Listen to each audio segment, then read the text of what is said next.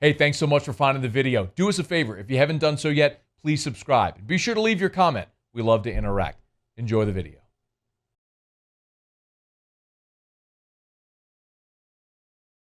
All right, Mike, free agency is 25 hours old. Man, why ain't the Saints made any big splash, man? Where's the big high-priced free agent they always go after? Well, here's my deal. I think the biggest news coming out of all this is you kept your young core of players intact for this football team. And a lot of people, now, again, I think they're hitting the delete buttons on social media about how this would cripple this franchise, found out, man, just how good. And listen, I should be his agent because I wrote about Kai a few years back, Kai Harley, who I've been told by some people in the Saints organization, man, he's a winner. He's a big-time guy. He understands this cap from A to Z. And what him and Mickey Loomis did, to be able to keep that intact, for me, I think is the big story, in that you weren't jettisoning your young players in order to get down to the cap point that you had to get to, and understanding you started over $100 million over. Yep.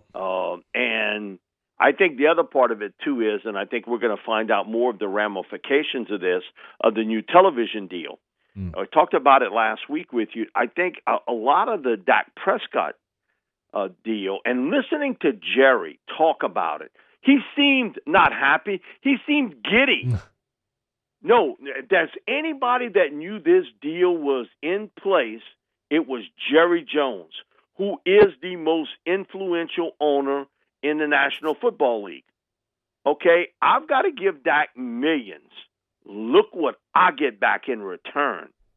Matt, they're talking about down the road, this new deal will basically cut to every NFL team getting $300 million. Wow. Out of it. It's staggering that, you see all these other sports struggling, in a lot of ways, and the NFL machine just keeps rolling on through everything that happened during the summer of last year, through the COVID virus, everything else. This continues to roll, and what they get television-wise and also internet, everything else is staggering. So the Saints were able to keep that young group intact. I think that's the big part of what we've seen so far. We knew the Saints weren't going to be major players early. One of the things I'll bring up, because it sort of popped in my mind, I was doing another show this morning. Actually, what did Mickey Loomis, when he's been with us to talk to us about the cap, one of the things he says is, normally we would make a big splash early. We would hit a big player, and maybe, he said, at other times, sometimes two. Mm-hmm. And then he said we sort of peel back and wait for the market to settle down. I think in this spot this year, you were so concerned about trying to get yourself under the cap and keeping some of your core players intact on this football team, you weren't able to make that big splash early. But now, normally 72, 84 hours afterwards, there's sort of a lull in things. And I suspect that the Saints will go out there and try to at least fill a couple of spots in free agency. It's always been their MO under Mickey and Sean. And Sean's brought it up numerous times, so has Loomis, that try to fill as many needs as you can in free agency to give you a little bit of wiggle room come draft time. Now, we all know, bottom line, what kind of happens at draft time anyway. You sort of fall in love with a player at a position you need, and that's where you go. You go in that direction. But I still think this football team will, I'm not saying being super aggressive, but I still think that they will try to go out there and fill a need or two in veteran free agency if you can get it at the right price. And certainly cornerback to me seems to be the obvious area that you need to fill now with not having Jack Rabbit and him signing pretty quickly with the Titans. Kind of where are you going now with that spot? Today, you were able to bring back P.J. Williams, and man, he's become the latter-day version of Eric Martin. Eric, when he was playing, Eric would never sign more than a one-year deal. Now, Abear always tells me, man, Eric didn't want to go to training camp. That's why he did that. He would hold out. He'd come back around the third preseason game. Okay, I'm ready. Let's go, guys. Let's roll it. And he said, that was just Eric being Eric. And, Eric Martin was he was a tremendous receiver with the Saints. But PJ, he's become that latter-day version of it, of the kind of one-year deal. And PJ's got a niche in that he's a smallish corner. And I see him out there wide. I'm picking on him because I got a big receiver that I can match up real well against him. But in the dime coverage sets as the safety position guy, he's sort of carved that out pretty good with this football team. And so bringing him back, I know was something Sean Payton wanted to do, that some familiarity back there. And you got your safeties back to return. With the tender Marcus Williams, with Malcolm Jenkins under contract, and now PJ. So you got those three guys, certainly along with Chauncey Gardner-Johnson, who's a little bit of the hybrid player. So you actually got four that's coming back. The big area of concern for me would be at cornerback, at linebacker, and I do think you need to add a veteran wideout somewhere along the line. Because you got a lot of young kids at the wide receiver position, and I do think you'll draft one, but I think you'll have to add a veteran wide receiver also. Okay, Mike, it was inevitable. We all knew it was coming, but it became official this week as Drew Brees did, in fact, announce his retirement after 20 NFL seasons, the last 15 with the New Orleans Saints. Greatest player certainly ever to wear the black and gold. Mike, I guess I can just leave it open-ended. How do you encapsulate what Drew Brees meant to the franchise, to the city, to the state, to the region? He's the biggest impact sports figure ever in the state of Louisiana. Ever. I've had a couple of geniuses send me, when I first said it Sunday, about, what about Bill Russell, what he did with the Celtics? Okay, Bill Russell was born in Louisiana, but as far as I know, Boston, that's not a 15-minute ride from Montague, Louisiana. Mm-hmm. Okay? And I get it, Bill. And I'm not trying to take anything away from Bill. He was born here. He didn't really grow up here in Louisiana. But, his impact certainly was in Boston. It wasn't in the state of Louisiana. I think about Terry Bradshaw being born here, 4 Super Bowls, but he did it in Pittsburgh. And listen, I was as big a Pete Maravich fan as anyone. If anybody comes in my game room, man, I got Pete Maravich stuff all over, Pete Maravich signed stuff. And, I went to 2 of Pete's camps when he was with the New Orleans Jazz and got to see him a little bit later in life, too, where we had a good chuckle about, man, he got put into a Hall of Fame, and he takes a long look at me, and he said, I've seen you from somewhere before. And I said, well, I went to 2 of your camps, but I was a teenager. And Pete, who's not one known to be a real comical guy, said, what happened to you? Yeah. and we started laughing about it. But, Pete didn't win. He didn't win anything big at LSU. He didn't win anything big, certainly with the Jazz. He's just unbelievable player. And I've never seen a better ball handler and shooter than Pete. 3-point shot back then, man, it'd have been unbelievable to put them records out. But what Drew did to this franchise was flat on its back, okay? They weren't DOA, but they were getting assisted at this point. You think about the 2005 season, what had happened, being displaced to San Antonio, then to Baton Rouge. You had an owner that was seriously talking about moving this team to San Antonio. That is part of his history because he did seriously talk about it. That's not a lot of BS and made up stories.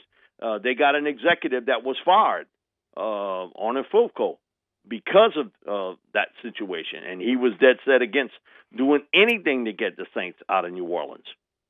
And so you think about, Drew had a couple of options, and he decided to come here.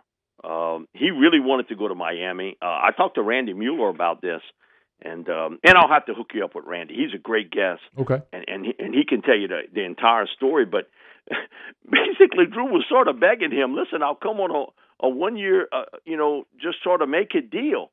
Just make it happen. You think about the Dolphins at that time, they were a pretty good football team. They had a really good backfield, and Nick Saban was coaching. And, they had some players on the defensive side of the football, too. And the doctors flunked him. The doctors gave him less than a 30% chance to be the same guy. And that was it. When your team doctor tells you that, you have to move on. When it's 70 against it. He came back to New Orleans, and he basically signed a 1 year sort of prove a deal. One of the things we talked to Sean Monday night about was Bobby and I, we were in Millsaps, and we watching. Drew never threw the football more than if he threw the football 20 yards or more, I saw it maybe once. The entire training camp, it was all these 10, 12, 14-yard throws. And Sean gave the comment that they didn't know about Drew until the final preseason game. And he said, Pete Carmichael was the one that sort of was keeping the eye on Drew, and finally came to Sean and said, hey, listen, Coach, I think he's got the groove back. I think he's finally got it back. It took him a little while to get the arm strength coming off that major surgery, and just a magical run in 06. I still think the best run ever in the Sean Payton time frame. When you talk about what he had to deal with, 29 U faces, a team that had just won a handful of games the year before, and now, you're in the NFC Championship game. It was just amazing. But think about this, Matt. Pre-Drew Brees, this football team won one playoff game. They've won 9 with him. They went to 3 NFC Championship games. The Saints ain't sniffed an NFC Championship game before Drew. And they won a Super Bowl. And I always think the quarterback head coach, when you do that for a city, you are linked to them forever. That moment in time, forever. And part of it, too, is how it ended the last 4 years. And disappointing. No question about it. And, again, Father Time is who he is for a reason. For everyone in any profession, he's there. And when he gets close to putting that finger on the doorbell, you best listen. And, again, his impact, he became the face of the franchise that like never before in sort of the modern day era of football. When you look at what he was, he wanted to be that guy. I think you have to be to be the guy. You have to want that position. And he became that individual that when the NFL is looking at scheduling games, man, let's put Drew Brees on. And the Saints, look, the ratings we get. And Drew's always really good on Monday nights and Sunday nights. Let's get it. Come on, there's never been a guy like that on this football team. No one like that. Must-watch TV. Drew was it. And for all the great memories and records he holds, it was the fact that he gave you hope when there was little at that time for this franchise. Very little. With an owner that had been casting his eyes somewhere else at that particular point. And, man, we're never going to see another guy like that in our lifetime. If you listen to this, you will never see another one like Drew Brees. Now, somebody might come in and win championship or championships for the Saints, but to have his impact at that moment, with this region and New Orleans and state of Louisiana was flat on his back, and they needed somebody, to put the paddles to him. It was Drew, and he kept you relevant each and every year. But I think the biggest thing, and I did an interview with Brooke this week, and to tell her that I think the biggest thing he gave you was hope, and you believed in him. Hey, I believe in Drew. Man, they got a lot of people now that want to write all this nonsense about I've been knowing it for 5 years. And come on, they're the same people that, man, Drew Brees is great. You got a Drew Brees jersey. You wearing the flag, so to speak, of Drew Brees. Again, Father Time rang his bell, but boy, give him his props. What he did for this franchise, no other player has ever done. And he was certainly a huge part of the success here. And the first thing that popped into my mind in 2006 was I had known a little bit about Sean through people in Dallas, and that, he had a pretty healthy ego, which he still does. There's nothing wrong with that. Come on. They got people a lot less accomplished that got much bigger egos than him. And I work with some of them. No, they can like it or don't like it, but because I've told them to their face, they don't need to hear it on the radio. But, when you think about it, that particular deal of having that healthy ego, and I knew enough about Drew that he had one too. He might not outwardly show you that, but I think inwardly always had it. That, he had a pretty healthy ego too. Again, nothing wrong with that. Hey, it ain't bragging if you can do it. And Sean and Drew have done it. Nothing wrong with that particular deal. How they would get along. Because look at the world today in sports, Matt, how coaches and quarterbacks don't get along. We're seeing it in front of our very eyes happen in Seattle with Russell Wilson and, Pete Carroll. We saw it a year ago with Belichick and Brady. How guys, after a period of time, there becomes friction. Never happened here. It's amazing. It never happened through 15 years you go through and not have that friction moment between the two guys. They always sorted to be, linked in the chain together. And so I think that was a big part for both of them to sort of give a little bit. There's some give and take when you got a great player. Bill Parcells talks about it now in what he had with Lawrence Taylor. Come on, you don't think he knew what was going on with Lawrence off the field? Come on. He knew that, but he sort of let Lawrence be Lawrence. He let him be LT. I think about it today in my time frame. LT and Reggie White, two greatest defensive players I've ever seen on a football field professionally. So, man, we're never going to forget what number 9 did for this franchise. And the one thing that always kind of sits in my ear, every free agent this Saints football team has signed since 2006, what's one of the first things that come out of their mouth? I signed here. Yeah, money's great, but Drew Brees, he gives us a fighting chance.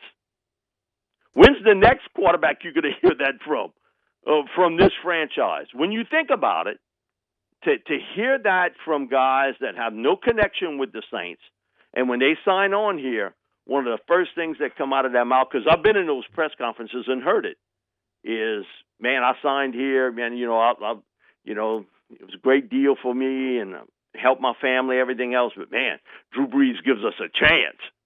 And there aren't a lot of guys walking that you can say that is said about. All well said. Mike, the big question now that Drew is formally out is, where do they go next? Well, that's easy. That's easy. I think Sean is basically telling you he wants you. I understand what he has to say to the public and to the fans and to the media, that it's an open competition. Come on, he's not bringing Jameis Winston back over here to be a backup holding a clipboard. he's bringing him back to be the starter on this football team. And he thinks that he can sort of be like a finished carpenter on him, okay? And maybe get some of the kinks out and maybe get some of the things out of his system that he's been consistent about. Because the one thing with Jameis he's been consistent about is his inconsistency as a player, up and down, good games, bad games. Looks great sometimes, then looks awful other times. Can he get some measure of consistency? Because you know what? It's tough on Jameis because you know why? He's going to be compared to 9. Yeah. He's going to get that comparison. And the first time he throws a couple of interceptions in that dome, man, the fans ain't going to be happy campers about that. And not so much against Jameis is the fact that we grew spoiled with Drew. But there is no doubt in my mind that Sean has sort of said this 3, 4, 5 times since the season's over with about Jameis Winston. And he's not saying that about a backup quarterback. And my thing about it is, listen, I think the world of Taysom Hill as a player. But if I put him as a starter, I know his inconsistent passing is going to show up. And they're going to read what he can do well and what he can't.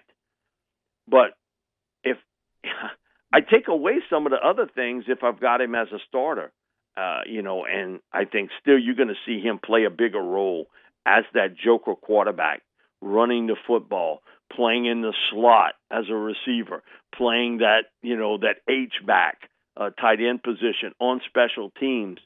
And he's got a niche in this world, okay? He really does. Here's my thing. This is back-to-back years. When I put stuff in my draft book about a quarterback, you know who I've compared him to?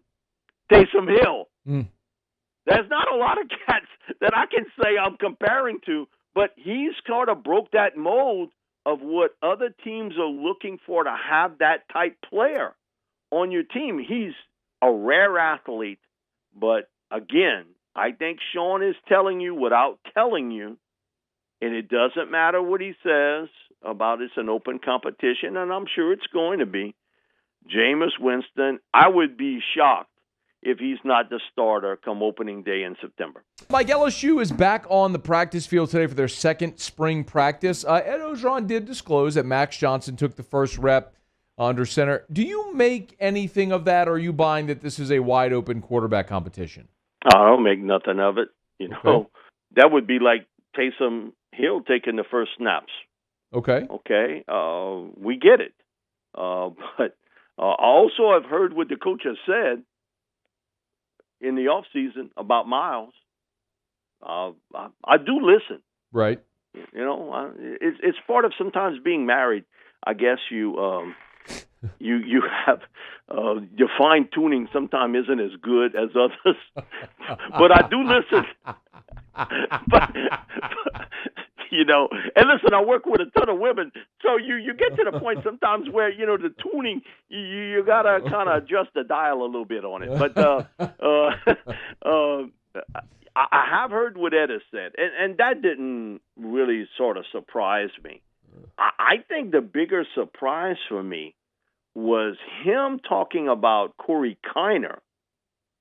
And I told you last year that somehow, some way, Trey Bradford's going to hit the field. I could hear it in Ed's voice every time he'd bring it up, okay? And they'd bring up Emory and it was back and forth on what exactly was going to happen there with Curry and Tyron. And he always would throw in, Trey Bradford. Mm-hmm. And late in the season, who got to play? Trey Bradford. Come on, you got to listen to the coach a little bit. Man, his comments about Corey Kiner to me, Ed don't say a lot of stuff, so to speak, just for hyperbole. He's saying it for a reason. Now, if it's to get his two backs sort of motivated, maybe so. But that's not normally how he motivates somebody. No, he can get in your ear and motivate you. His comments about Corey Kiner, to me, I think was the biggest thing that I heard about, in the last week or so, and what he's talked about. The stuff about Anthony and Ali Gay and Damone Clark and those guys. That's not a surprise, and him just going on and on about Keishon Butte. What did he say in fall drills last year? Every time they brought up about the receivers, and he would talk about Racy, and certainly he would talk about Terrace, he always threw in Butte's name. Always threw it out there. Almost like he's telling you, hey, guys, listen, I got somebody else, too, that's pretty good. Man, that early compliment to Kiner, to me, caught my ear, because I know how he is, He's not doing that just to do it. He's doing that for a reason. And he must think highly of Kiner as a running back, to compare him to Clyde and the impact Clyde had on this football team. So that jumps out to me. And, the physicality part of spring, to me, is always great to watch because, okay, you're a big freshman. You walk on campus. Man, ain't nobody beat me in high school. Oh, yeah? You get over here, Jack. They got guys every bit as big, as strong, and as fast. And, how these offensive linemen, okay, where are these guys coming from? Okay, we hear about them bringing in all these top recruits. Where's the big impact offensive lineman the last 2 years as a freshman? Ooh. None. There have been a bunch of guys with high star ratings that haven't splashed yet. You're right about that. And you know what? And man, listen, I think the world of Mason. But he's going through the transition too now, okay? Because, you didn't see anybody playing against you like that at Central and South Lafourche. Like what you're going to see, in those practice sessions. And so, you're going through that transition now where it's a lot of technique. Okay, you're a big, powerful guy, but it's technique a part of it. Now, I do think a receiver and a running back and a corner can come in and make a little quicker impact. I think the transition there is better or quicker than, say, an offensive tackle, a center, a defensive tackle. Now, what Jaqueline Roy did late last year, and he's a guy to watch, because late last year, Matt, I could tell you, if you were grading defensive linemen, his grades those last 3 or 4 games were pretty doggone good. That was a true freshman player that was out there. Man, that catches your eye when you see that guy up against some big hosses in this world and making plays. And so, I'm sure that there's going to be a quarterback competition between Max and Miles. And you know what? I would want Max to think that he's the starter, because you know what? Miles is coming off a serious injury. And we saw last year, you one play away from getting in there. And so I do think it's Miles' position to lose. But I know one thing, Max is a competitor. Man, that's the one thing about him. He's a competitor. And we'll see what happens with TJ. And you just get a feeling that it's almost that he's not going to have that spot, and it's sort of looking that way, doesn't it? That he's sort of the guy that's not going to be in the deal, but you never know because of injuries. You never really know because of injuries of what can happen and how quickly your depth chart can change. And I sent him this last year. I did a research on injuries over the last 7 years, and the injuries at the positions the most had tackles and guards. Man, that ain't good news for LSU. I didn't mean to, kind of, break the spirit, but in essence, those are the guys that get hurt the most.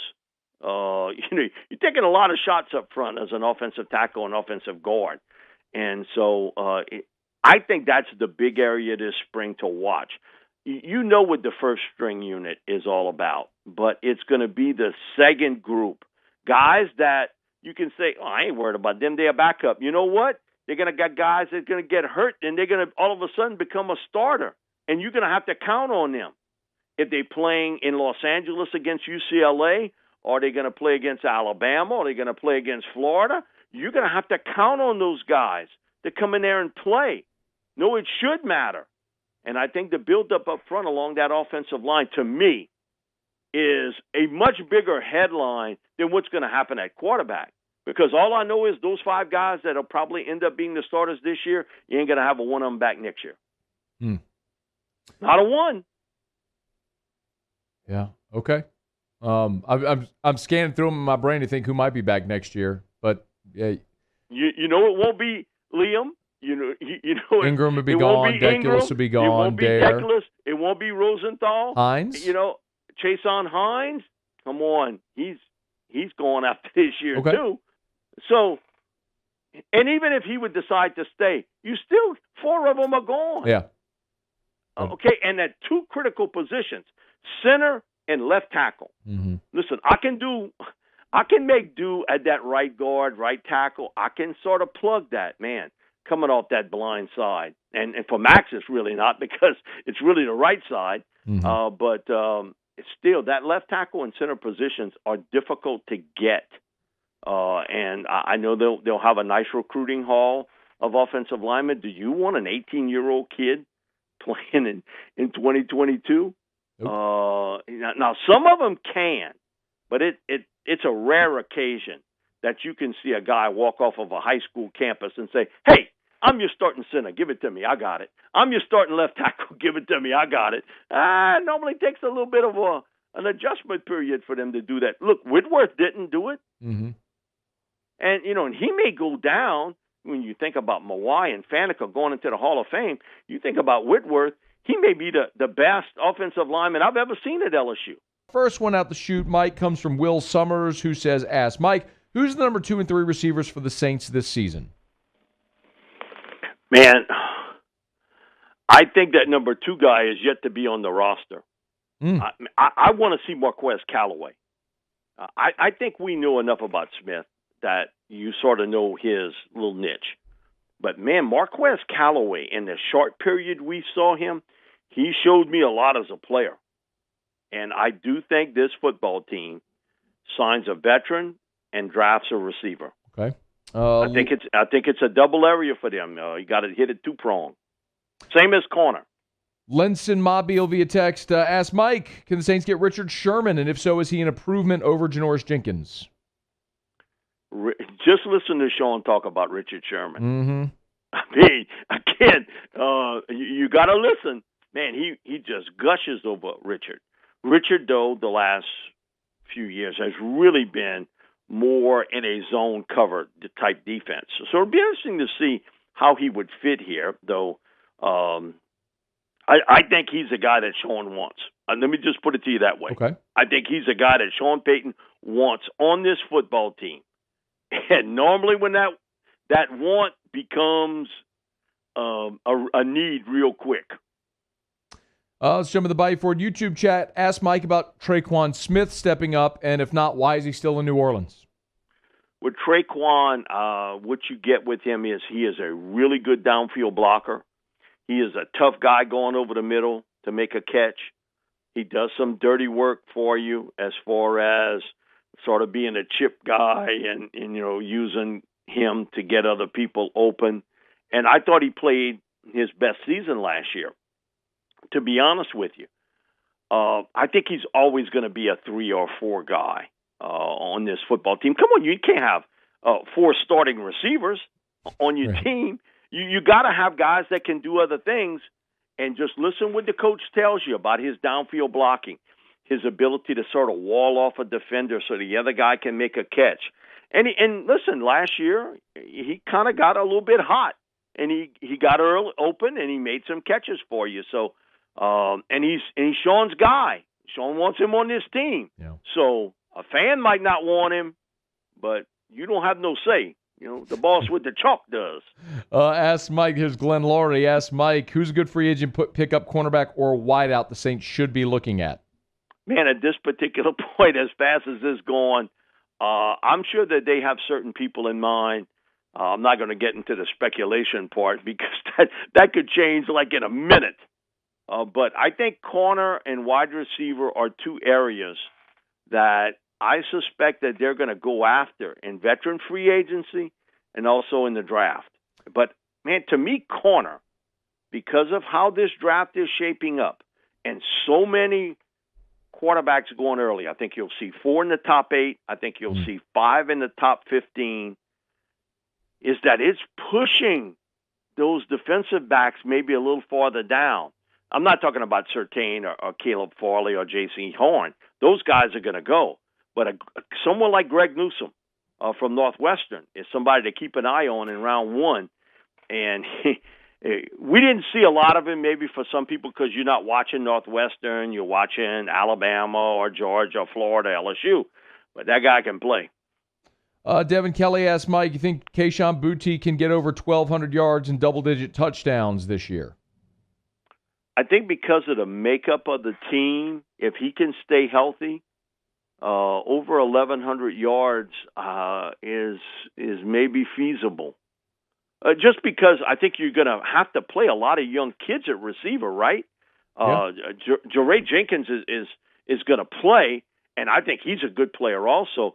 But tell me who's your 3, 4, and 5? Okay, Coy Moore is going to be involved with that. But when they're going to take a look at some of those freshman receivers when they hit the turf, that's going to be interesting of which one of those guys. But you always got to have a catalyst, because I thought last year Jamar would have done that, to be honest. Had he played the entire season, Jamar would have done it. But it may be one of those seasons for Boutte that he can. Mike, I got like 30 seconds. Let's see if I can get too quickly. Adrian Bailey, do you think Dare Rosenthal gets drafted? Well, he's coming back to LSU. Sure. Is he a draftable player? I think they mean yes, for he is a draftable player for 2022, yes. And Bradley Abedy, what about Phillip Lindsay to pair with Kamara? I think that they would want a bigger back. I think Sean likes that thunder and lightning sort of combination. He is the best. SaintsReport.com, MikeDetillier.com. Get your M&D draft report. Go to MikeDetillier.com right now and order your draft book. Do it. Do not watch the draft without your draft guide. Mike D., we appreciate you as always. You're the man. We'll do it again next week. Thank you, Matthew. Hey, thanks so much for watching. Please leave your comments. I love to interact. And be sure to hit the red subscribe button below.